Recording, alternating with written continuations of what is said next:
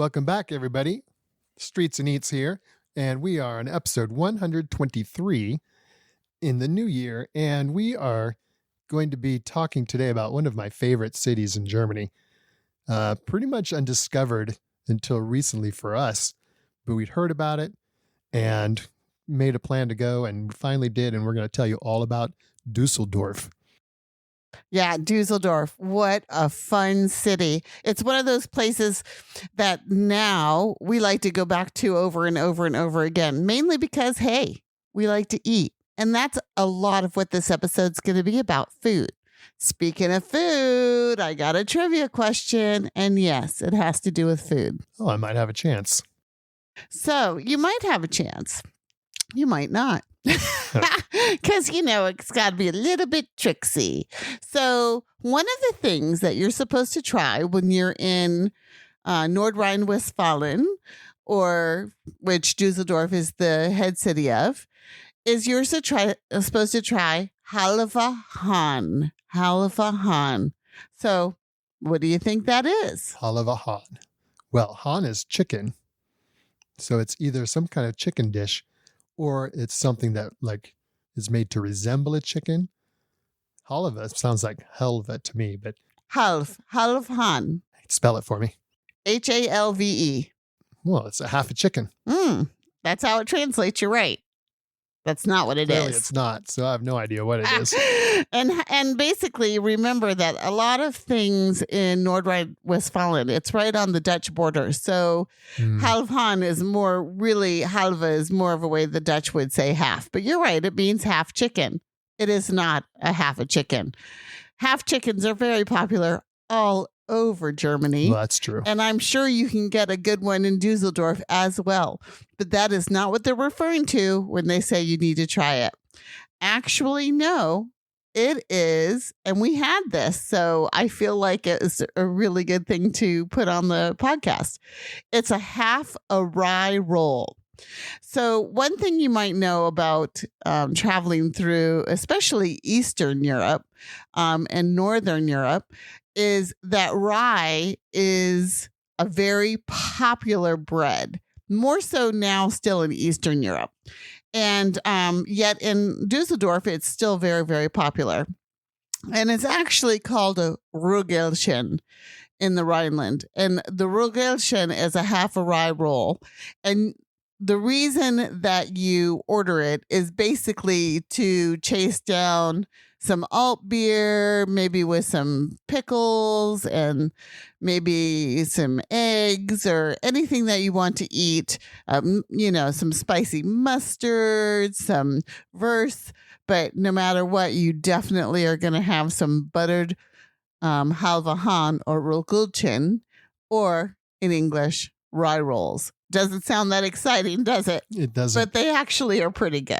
And you're right. We did have that at a couple of different places. And if I recall correctly, when you order it, they pretty much just bring you that. If you want butter, you got to ask for butter. If you want mustard, like you said, you got to ask for mustard. Otherwise, you're just going to get a half of a rye roll and look at it like, what is that? That was pretty funny. Yeah, I thought you would enjoy that. So anyway, halve Hahn or Rügelchen. So that's a little tidbit about some of the things that we're going to talk about as far as eating in Düsseldorf. And actually, the title for this podcast is Beer and Sushi. Beer and Sushi. And who would have thought you would be going somewhere in Germany for a sushi weekend? Exactly. And that's exactly why we went there, because we lived in Japan for so long. And sushi is one of our favorite things on this earth. And you just can't get good sushi in a lot of places. And sushi is pretty ubiquitous at this point. You can get it anywhere. Right. But good sushi, well, that's another story. We've pretty much given up even trying to go to sushi. Unless we get a really stellar recommendation, it's just not.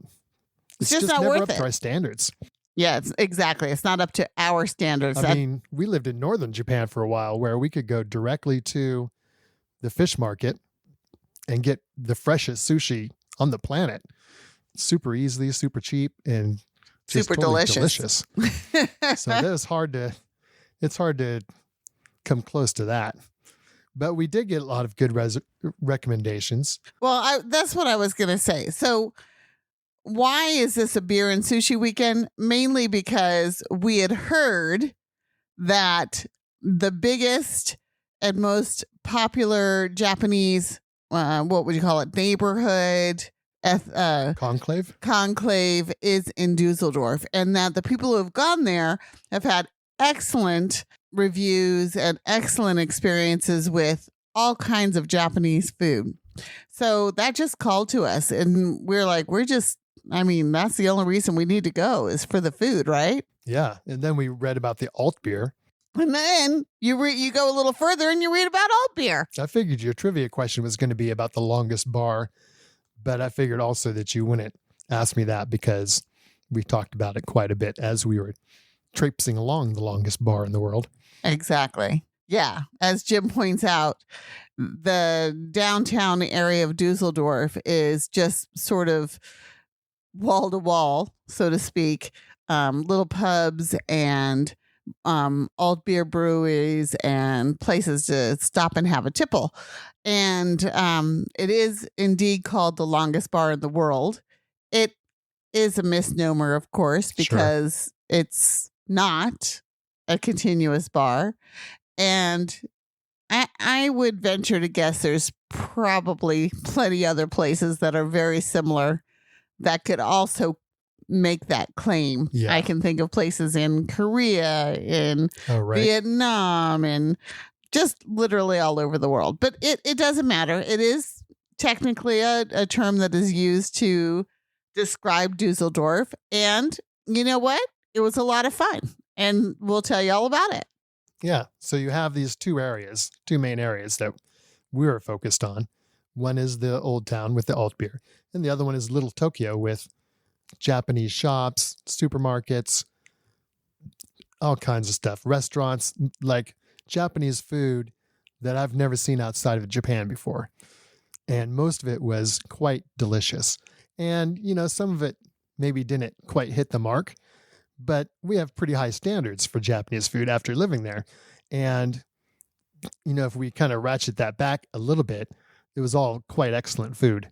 I think it's well worth the drive. So it's about a 3-hour drive north of here. The Düsseldorf is pretty much, like I said, not far from the Dutch border, and it's more in northern part of Germany. But so it's not really close to some of the big places that Americans are or other tourists are visiting kind of on a normal basis. But I don't know. I think it's well worth going to. And to try the Japanese food and to try the Altbier. Well, it's not too far north from Cologne. So many people will be going to Cologne. I would say plan an extra, maybe an evening, take the train. It's only about a 30-minute train ride to Düsseldorf, have some Japanese food, some sushi, drink some Altbier, and then take your train back to your hotel in Cologne if you're in Cologne. Or you could take a whole day, depending on how much time you have. But that's a very good point. Cologne is a big tourist city, and it is not far at all from Cologne. And the best thing is you can go by train because just like many big cities in Germany, you don't really want to drive around Düsseldorf. Yes, you can do it. Yes, there are parking areas. But why? I mean, especially if you want to go there to indulge in some of the best beer in the world, and that's the Altbier, which it's kind of funny that Cologne is probably your jumping off point because Düsseldorf and Cologne have a huge, huge rivalry because Cologne has Kolsch beer and Düsseldorf has Altbier, and they're similar but different. And they have a very similar, perhaps, type of tradition associated with them. So it's just one of those things that's grown up through the ages, through hundreds of years, mind you, about this, which beer is better and which city is better. So actually going to Cologne and Düsseldorf in the same weekend / say 3-day or 4-day weekend, it would be the perfect idea because then it's the same thing as perhaps going to something like I don't know, give me an example of something that's, like the Hatfield and the McCoys back Right. in the States is a huge feud. What else? I mean, what are big rivalries that are close together like that? Everywhere, the state to state, country to country. It's always your neighbor. It's always your neighbor that you have the biggest rivalry with. Of course. Yeah, you could go and like have little taste tests one night after the other and didn't make a decision for yourself. But we really like Düsseldorf and we really like the Altbier. I've had Kolsch. It's okay. I prefer the Altbier for sure. And of course, you get the little Tokyo. So you mentioned driving. It's not a hard city to drive around. Parking can be challenging. We'll give a couple of tips about parking for people who drive. For the most part, though, you want to get there, check into your hotel, and park your car for the weekend. Which we did find a great hotel to do that. We stayed at the Moon. So we've gone a couple of times, and we found a couple of hotels that are okay, depending on where you want to be. If you want to be near to Little Tokyo, there's plenty of hotels there. If you want to be closer to the old town, there's plenty of hotels there. But parking at those hotels is pretty much non-existent. You're going to park in a park house and pay quite a bit of money for the weekend. Or if they do have parking in those areas, they're going to charge you quite a bit for it. So when we found this little hotel that was a little bit further from the center, that had free parking and a really good price, we kind of had to take it. And we met this really nice Korean family that owned the place and run it. And yeah, it's got parking for probably maybe 8 cars. He manages it, moves the cars around so everybody can park. And even though it's not right near the center or near one of those 2 key areas, it is very close to bus stops, tram stops, and the U-Bahn stop. So it's super well connected. And what we did, we bought a 24-hour pass that covers 5 people. There was 4 of us on this trip. And you just use public transportation for 24 hours. And it more than pays for itself. That's right. It was the place to stay. There's nothing better, in my opinion, than going to someplace that is small, quaint. You get to know the people. And hey, it's public transportation to wherever you want to go. So it's definitely our go-to place now because we know that we can drive straight there. We can park for the weekend. We can even, if we want to go somewhere and take a drive and come back, that's fine too. But we can just park for the weekend for free, included in the price. I like that. Yeah. Okay. So as I said, we went to Düsseldorf basically for 2 reasons. We wanted to do the Japanese thing and we wanted to try the Altbier thing. There were things that we did along the way because, fun. But this was the main reason we were going. And we were looking forward to some really good Japanese food. Some of our loves are, of course, sushi, onigiri, tonkatsu, Ramen. tempura, and ramen. And the problem for me with ramen is it's not it's Jim's favorite dish. It's not my favorite dish. Yeah. I really love it. I've only found one place that you actually love the ramen. And that's Nakiryu in Tokyo, which we would pretty much go almost every time we went into Tokyo. We'd take a trek. It's kind of further out. You always had to wait at least an hour in the line. But oh my gosh. It was well worth it. That ramen is amazing. It used to be a Michelin star, but I don't know if it still is. And so the problem with that is I have this ramen place. And as it's not one of my favorite dishes, that I just find it hard to go looking for ramen. We probably need to do that, though. True. Spoiler alert, we did not do it on this trip. We had plenty of Japanese food, so much good stuff that we just didn't even have time to go looking for ramen. But we tried a few different restaurants and eateries and didn't have time to try them all. So golly darn, gee whiz, we're going to have to go back. Well, and the other issue is the better restaurants, of course, are small and they take reservations and they fill up their reservations months in advance. Yeah. So if you're just going on a spur of the moment like this trip, you can forget about those restaurants. We didn't get a chance to try any of those higher end ones. We will for sure make a plan and do it right. But you don't really need to worry about that because there's plenty of eateries that you can wait in line and go right in. But we found Eat Tokyo, which was recommended by our hotel guy. And we were able to pretty much walk in without a reservation. Well, we also went at lunchtime. Yeah. Which is always probably a easier time to get into something. But Eat Tokyo, I don't know that would be considered one of the highest eateries in Düsseldorf. But here's what was great about it. The price, it was just like any Japanese restaurant you go into in Japan. And it had the right tables, the right seats, the waiters, everything about it was so Japanese. And the prices were great, and it had fresh sushi. And because it has a high turnover, and anybody who eats sushi knows this, you want a sushi restaurant that has a very high turnover of food. A lot of people going in and out, because that way you know you're going to get the freshest fish. And this definitely happened here. And they had other things than just sushi. They had gyoza, and I think they had some tempura, and they had all kinds of different things. But it was really, really good. And it was so good and so simple and plenty of tables that it's probably going to be one of those places that we go to over and over again. Yeah. And I just think that it was well worth it. So I would say one of our favorite places was Eat Tokyo.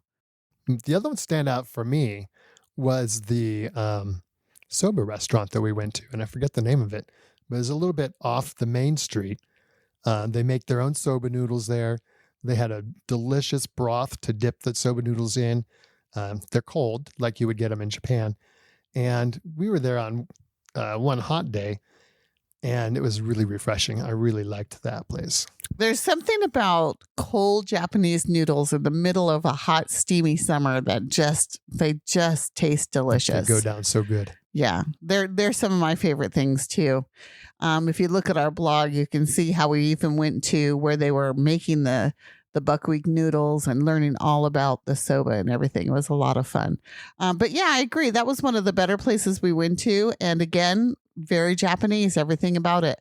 I just love being able to go someplace and speaking what little Japanese I have and ordering food and just sort of feeling like I'm in another place. That always makes it for me. I'm going to say we did a lot of different things. But my favorite, absolute favorite, and will be a stop on every single time I go through there, is a little onigiri takoyaki stand. And it's right on Immenmannstrasse, which is where the Japanese area is. And it's got a nice little pull through so that you can, there is parking right on the street there if you want to pull through in your car. I don't think parking's easy to get, but if someone's driving, they can easily pull over and sort of wait for you as you go up to the stand because it's takeaway anyway. And they had homemade onigiri. Oh my goodness, they were so delicious. If you don't know what onigiri is, it's really just rice sandwiches wrapped in seaweed and something in the middle. And the one that I liked here is a spicy karage, which is a spicy chicken. And it was just so good. And literally now I think I've had it 3 times because I keep going back there and it's cheap and it's quick and it's easy and it's delicious. That's my favorite place. We did try a tonkatsu place. Another one of Jim's favorite dishes is tonkatsu, which when we lived in Kamakura, we learned all about tonkatsu and how they make the sauce, and you smash the sesame seeds and all kinds of fun things. And I think that we had a pretty good experience at this tonkatsu place. Yeah, it was quite good. It wasn't Japan, but it was still quite good. And they did the whole grind your own sesame seeds and add the black garlic and the sauces to it. It was delicious. That really does make a tonkatsu, the sauces. We did go to one mom and pop sushi place, and it was cute as can be. They spoke Japanese to us the whole time. Dad was the chef. Mom was the hostess. And I would have thought she would be the waiter too, but no, in Japanese style, out came a robot waiter. Yeah. So cute. Yeah. It was closer to the hotel. Didn't have quite the clientele. It had great reviews, probably because of the friendliness of the family. The sushi was just okay there. And actually, that was the first sushi we had in Düsseldorf. And we kind of started to despair a little bit after that because it wasn't sushi that I would go out of my way to find. Well, I certainly wouldn't drive 3 hours for it. Yeah, but then, we figured it out and everything was golden after that. We figured it out because basically, again, we want turnover. And there is actually tons of turnover for all the food restaurants in Tokyo. Anyway, we had some really, really good stuff. Other things that you find in Little Tokyo is they have Japanese as well as other types of Asian grocery stores. There's a bookstore, famous Japanese bookstore. There's boba tea everywhere. Soft serve ice cream. Soft serve ice cream, matcha and green tea. And you can buy everything from chopsticks to calendars. Anything that you want that is, Japanese, you can get it there. And it's just a really fun area to wander around. And especially if you've been to Japan, or especially like us, I've lived in Japan, it definitely gives you, it gives you a feeling of, walking down memory lane and just really enjoying it. So we will not make I think we've been twice or 3 times. It will not be the only times we go. It's now on our, it's only an hour out of the way to go to Düsseldorf.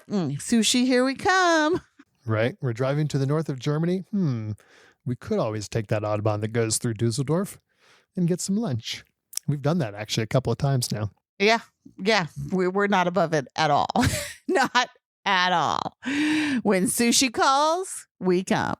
Yeah. Anyway, so the Japanese part was really, really fun. We'll probably try more and more restaurants because it's our favorite thing to do. So stay tuned. Okay, so moving on to Altbier. The city is famous for its Altbier. And the old town in Düsseldorf is the epicenter, of course, and undoubtedly the best starting point for a DIY bar crawl. It's going to be crowded, especially in the summer. When we were there, it was really crowded. There's people spilling out on the streets. There's tables. There's people just sitting on steps. It really does look like the longest bar because as you look down the street, everybody's drinking. Everyone's drinking all the way down the street. It's a really festive attitude. It's a really festive atmosphere. And just to go and have 1 or 2 beers and experience that by itself on a Saturday evening is kind of magical, but you do want to try all the different beers. So you want to do that pub crawl. So what is Altbier? Altbier was invented somewhere in the 1800s, and it's been around that long. Basically an old style of brewing using a top fermenting ale yeast. But it's not like the modern bottom fermenting yeast. So if you know anything about beer, it gives it a distinct taste and a dark and sort of copper colored look. It's a little bit, it has a combination of a sweetness and a kind of a hop bitterness. And it's fairly a light beer, but but you would never know it. It's full bodied and it tastes amazing. And I really like an amber type of beer. So it's certainly the kind of beer that I like. One of the things that is interesting about Altbier, is kind of like the whole tradition about how it's served. It's served by waiters called kubes. And a kube is actually a short form of the name Jacob. They're not really sure why they're called kubes, but basically it's just a job that was such a welcoming thing. And they used to have a saying about how Jacobs were the most welcoming of people. And that's how it sort of came into being, that these kubes became those welcoming people. But the ironic part of that is that a kube is supposed to be sort of gruff in nature. So even though the tradition says they're welcoming, you might not actually feel that welcome when you're ordering a beer, which you don't actually have to do verbally anyway, because that's part of the tradition. If you're standing there and he comes by with the tray of beers, you're going to get a beer unless you tell him no. So yeah, you don't actually have to order anything. But if you should order like a glass of sparkling water or something off the menu like that, then you might get a little bit of sass. This is a brewery, not a bathhouse. Would you want some soap and water with that? Soap and a towel with that water? That sort of thing. And you just kind of play it back to them and it's all good. It's not like they're being mean or anything. It's just a playful gruffness. It's kind of fun. But they're in charge of the beer, and that's their job. They go, they get a tray full of beer. They go circling outside. They've got to get all those beers delivered before the foam head has collapsed on any of them. So they're moving, and you do not want to get in their way. And in fact, yeah, you really don't want to get in their way. Not when they're delivering beer and not when they're picking up glasses. And yeah, it's just, talk about gruffness. You won't get a look for that if you stand in their way. So what happens is, if you've drank a beer anywhere in Germany at any point, you know you have a deckle, and a deckle is a coaster, and it's made out of what, like recycled cardboard, I guess. Yeah. And what it does is it catches the moisture that drips down the side of a fresh beer. Yum, yum, yum, right? But and this is traditional all over Germany, when you have multiple beers, they use your deckle as your tab. And so each time they go by, they put a little slash mark on your deckle. So at the end, they know that you've had 3 beers or 6 beers or however many beers. And what's kind of nice about Altbier is they're served in a smaller glass, only about 250 milliliters. So in the Netherlands, we would call that a biertje. Right. But in Germany, I mean, they don't really have a word for it, so to speak, about the size. It's just that's what the size of Altbier come in. It's just what it is. You're not really going to find that size of beer too many other places in Germany. No, you won't. They're going to be much larger than that. But anyway, this is what you get. And what's nice about that is that you can go to multiple Altbier breweries and have 1 or 2 at each place, and over amount of time, it's not going to affect you quite as badly as it might if they were the big beers. Right, if you're slamming liters everywhere. Exactly. So then at the end, when you're ready to pay, first thing that you do is you put your deckle on top of your beer glass. And this signifies to the waiter that you're finished. You don't want any more of his beers, so he won't bring you a new one. And typically he's making his rounds, so he'll have a tray full of beers and he'll deliver them to you and he'll mark your deckle and then he'll move on. He will not, as a lot of waiters will do, he will not come to you and see you have an empty glass, take your glass and give you a new beer. No. He'll give you a new beer and then he might just walk off again, leaving you with the old glass or the other glass that has, still 1 swallow left or whatever. And then he'll come back on this next round when he has all the empty glasses on his tray and he'll pick it up then.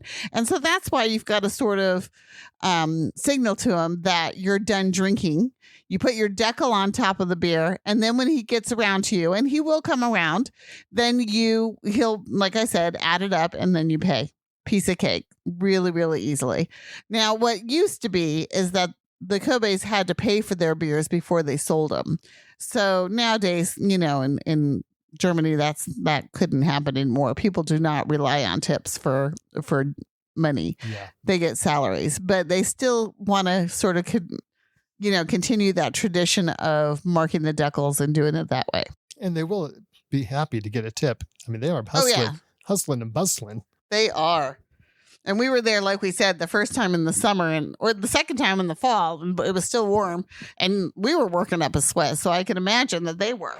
And that's the good thing about the small size of the beer is it comes out to you around 4 degrees Celsius and you're going to drink it pretty quickly and it's never going to get warm or flat. Yeah. Because it's so small. It's so good. It's so, so good. So one of the things that we did is we wanted to hit as many of the old beer breweries, which you can't hit them all. There's just too many. But we wanted to hit as many as we could. And of course, many of them are located right downtown. The oldest brewery, however, is not located right in the downtown area. And we just happened, it's by the Japanese area. It's about 2 blocks off of Imannstrasse. And so we went there first. And I think we went there first both times we sort of did the Altbier thing. Sure. And that one is called Schumacher. Yeah. And you walk in and it really gives you a feel like straight out of a movie with the big barrels and the dark wood and the hefty like tables and the men walking around with their blue aprons and their trays of beers held, head high. And it's just got this vibe, this sort of frenetic energy that really makes you feel good. And the beer is super delicious. And the beer is, of course, good. So that one is a must because they are the oldest brewery. But then you take a walk and you go downtown, or you take the tram and go downtown, however you want to get down there. And then you go to a few others. And some of the others that are downtown, and we'll talk about a little bit about each one, is Zum Jürgen, Im Fuchschen, and Zum Schlüssel. And those are 3 different ones that are found right in the downtown area. So you can just walk around, stop and have a couple of alt beers and then do some more walking around. The first one, and we've done this one a couple of times too, is Zum Jürgen. And it might be the most famous of the alt beer breweries. Yeah. It's also one of the largest, with its roots dating back to 1862. So even though it's not the oldest, it's still pretty darn old. And it's been in continuous operation at the same spot. I think they've expanded. They have, yeah. Around the corners and down the road a little bit. And that is on a Saturday afternoon, Saturday evening. That is a hot spot for sure.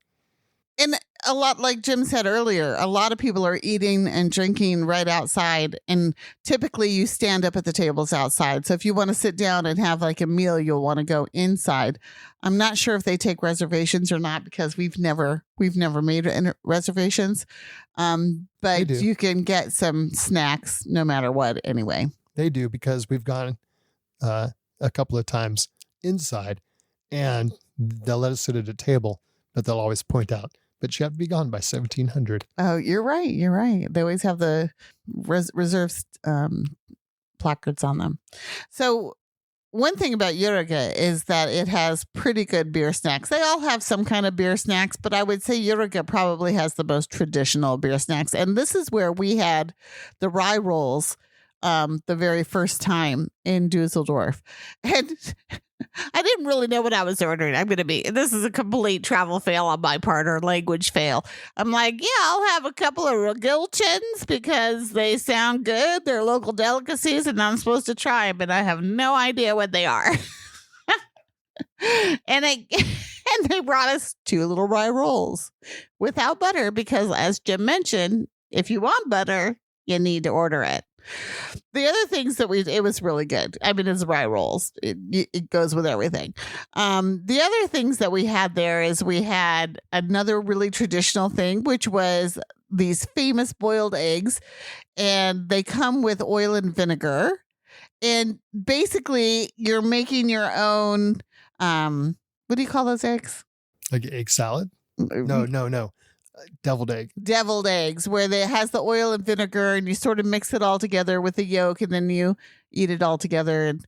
And it, for people in the States who eat a lot of deviled eggs, they don't taste anything special, but it's kind of the pomp and circumstance around it that's kind of fun.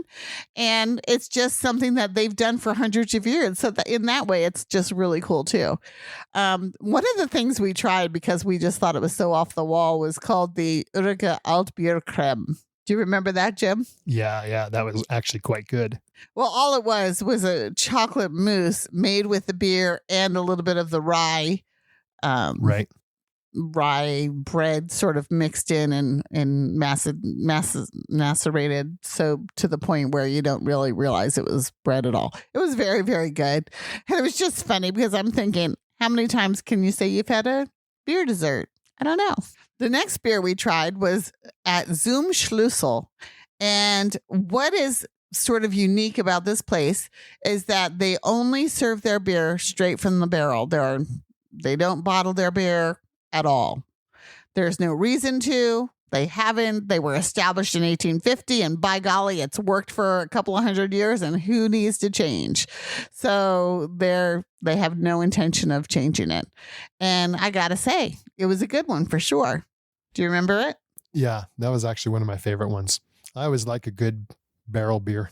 A good barrel beer. Mm-hmm. We also went to one that wasn't my favorite, the Brauerei Kurzer. Yeah, it wasn't my favorite either. Now, I think a lot of people, maybe younger people, like it because it's got more of a sort of a youthful vibe, I suppose. It doesn't have, it's kind of in a more modern building, like a 1950s building, sort of that blocky, cement heavy kind of building. I didn't find it very comfortable. Had loud music. Yeah. It was definitely had a vibe going. It was pretty fun, but the beer was nothing special. Yeah, but the way they served it was different than anywhere else. That's true. So they served it.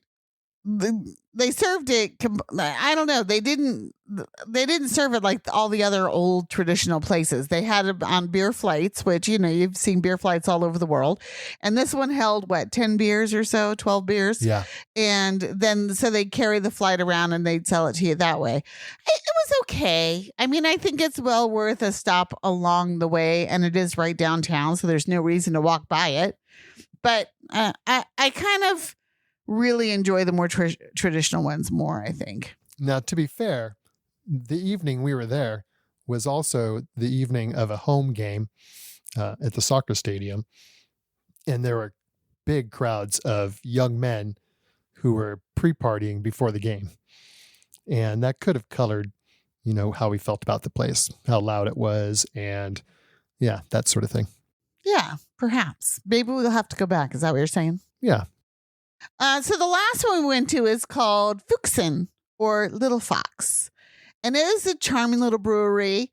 Again, it's more traditional than the Kurzer one, so we kind of liked it a little bit more. It had a little bit more of a caramel taste to it, I think. I think that one actually was my favorite. Was it? Of the beers. Yes. Yeah. And so that was a really cool one too. And it's right downtown, and everything about it was cute.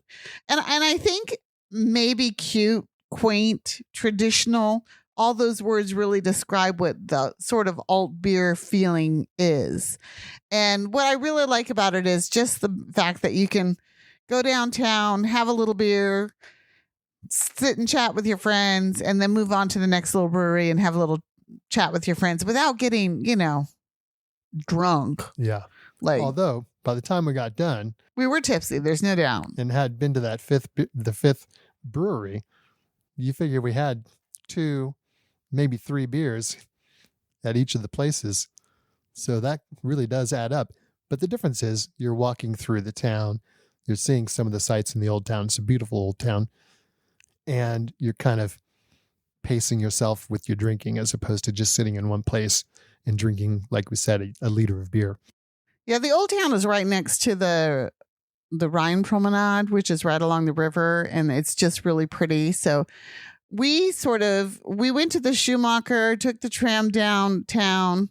Then we stopped and had a beer. We spent quite a bit of time at Uriga because Uriga is just that cool. It is. And then we walked along the promenade for a while, and then we did the other couple of breweries. And it was kind of a nice way, like Jim said, to sort of offset just sitting there and drinking beer the whole time. I mean, you could do that too. We're just a little too old for that at this point in our lives. So anyway, it's one of those things that you want to try. You want to go do a little alt beer pub hop and enjoy a kind of little different way of enjoying German beer, I think. Yeah.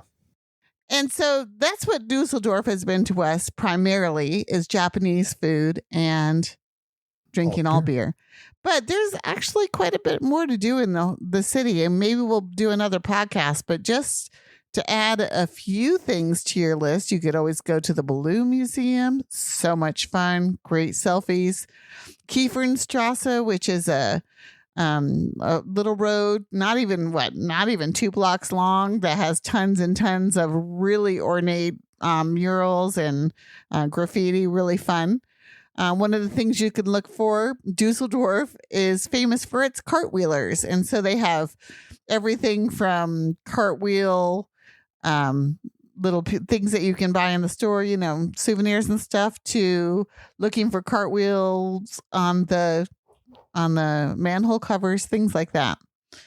So there's a lot to do in Düsseldorf. And I got to tell you, it's just a great place to go to get away. And I mean, I guess there's a little bit of touring, being a tourist as part of it, but it's more sort of just a getaway weekend. Just sort of let your hair down, relax, eat some good food, drink some good beer, and commune with your friends. Yeah, and just hang out. It's a great place. Anyway, ciao for now. All right. Thanks for listening to this episode of Streets and Eats. If you liked what you heard, please show us some love. Hit the like button and leave us a review. Maybe even subscribe so you don't miss any future podcasts. Also, we'd love it if you joined us on our Facebook private group, Streets and Eats, where we just have an ongoing conversation about all things travel. Ciao for now.